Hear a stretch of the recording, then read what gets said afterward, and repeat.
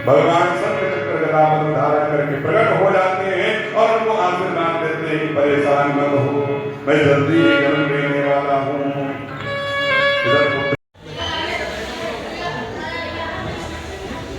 गुरुजी, ये जो कथा चल रही है इसके आयोजन के विषय में क्या कहना चाहेंगे? ये कथा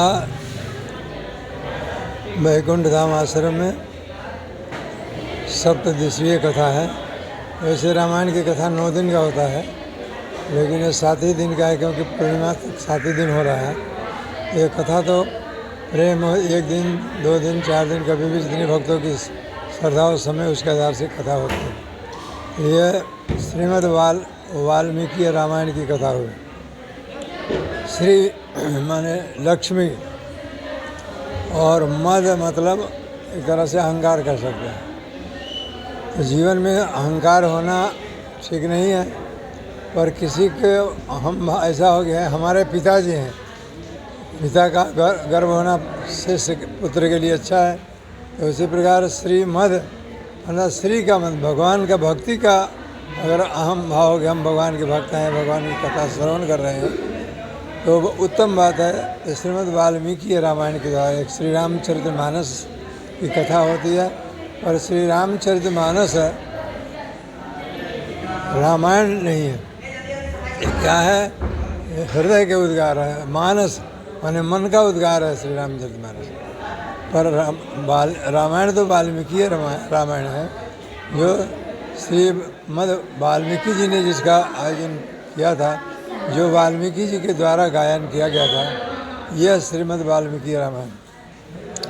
भगवान राम के जो 2 पुत्र थे, लव और कुश, वो वाल्मीकि जी महाराज ने उनको बाल्यावस्था में उनको कंठस्थ करा दिया था। जब श्री राम को यह भी नहीं पता था कि ये लव कुश दोनों हमारे पुत्र हैं, तो वाल्मीकि जी ने भेजा कि जा करके आप अयोध्या में राम कथा श्रवण करें।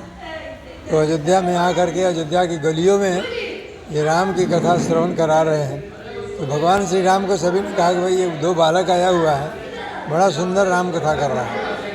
भगवान राम को उत्सुकता है, भगवान श्री रामचंद्र जी भी वो दोनों बालकों को बुलाए और बैठा करके उनकी कथा श्रवण करने लगे। पहले तो भगवान सिंहासन पर बैठे हुए थे, लेकिन इतना प्रेम जागृत हुआ, बालक इतना प्रभावित हुए, भगवान श्री राम आसन छोड़ करके और नीचे जो बैठ करके आसन पर ये दोनों बालकों के द्वारा कथा श्रवण की।